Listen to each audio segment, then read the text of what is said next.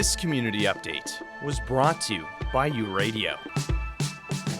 As federal election day approaches on April 28th, candidates across the country are sharing their visions for Canada's future. In Manitoba, residents will vote in the 14 electoral districts for their next members of parliament. U Multicultural contacted all parties running in Winnipeg in this year's election. In Winnipeg South Centre, Cam Scott is running under the banner of the Communist Party of Canada. I'm your host, Ryan Funk, and this was my conversation with him. Cam, thank you so much for coming in. The election's on the way. I guess for, the people here in Winnipeg who are going to be voting, why did you want to get into politics? Let's start there. That's a great question. I grew up in Winnipeg around spaces that are sadly no longer with us of great importance, like the A-Zone, the radical space on Albert Street there. And so much of my political education was received from a really rich left ecology. I think that what gave me the definitive push into politics was a spell of union organizing, working to unionize a bookstore that I worked at under some duress and very patiently. And since then, I have been quite active in work around police accountability and also movements for peace and disarmament and Cuba solidarity and so on. So it began in a terribly local way that concerned my own circumstances of work and living and was only enlarged from there. Going in at the federal level, you'll be working with a lot of different individuals in a lot of different parties. How do you work across those party lines if you are elected to get things you feel are important to Winnipeg and Manitobans out onto that federal level? Yeah, certainly the Communist Party is, I don't need to tell you, a very small party. We're the second oldest party in the country and have had a very important role to play in the building of the trade union movement and in the initiation of employment insurance and projects that are as yet unfinished today. They need to be expanded still.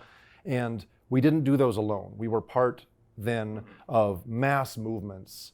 And likewise, when we think about those communists that have been elected to parliament in the past and to many other levels of government, we know that we can't do it alone. We would love to participate in what we call a progressive bloc of other left-wing parliamentarians. That would be the left of the NDP and the left of the Green Party and so on. And we could work with many other people on advancing some of the ideas that I believe are our signal contribution to this election and to Canadian politics in general.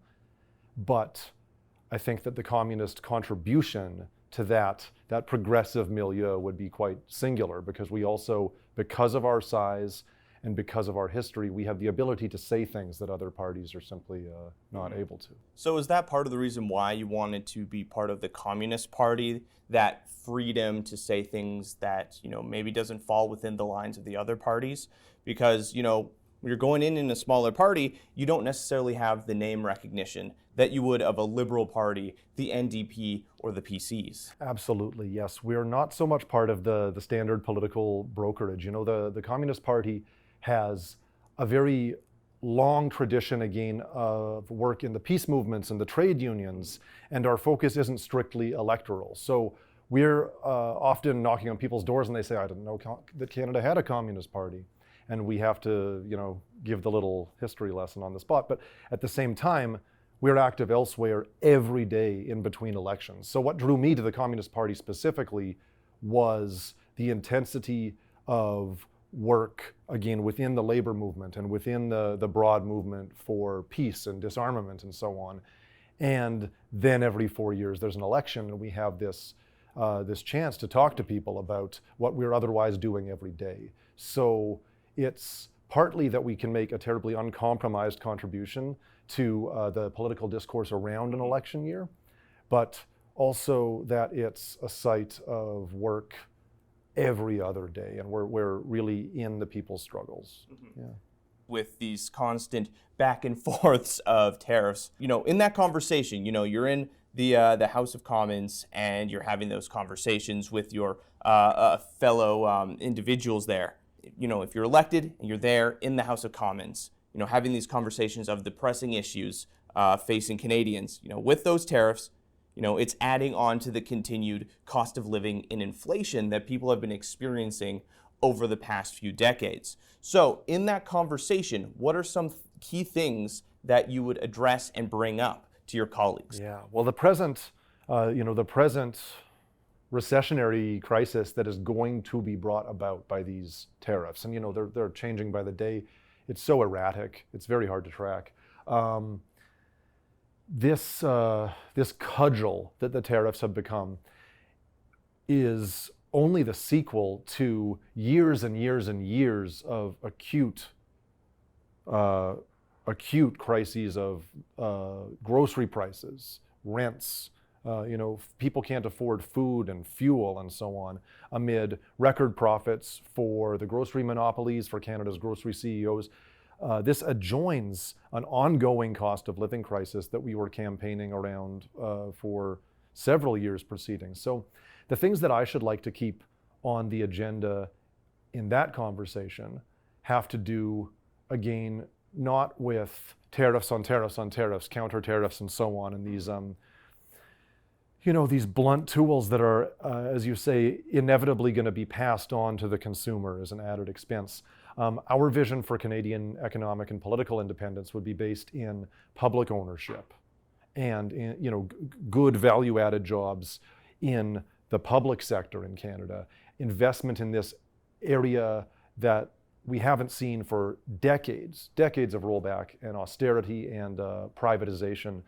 We know that the government has the power to take food, fuel, and rents, these prices in hand. They've done it before.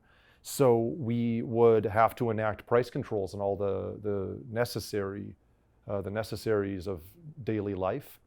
We would have to enact rent controls. Things like this should be federally legislated. Oh yeah, that's my kind of a follow-up for there. The housing crisis. The parties have all come out with different variations of how they would approach it.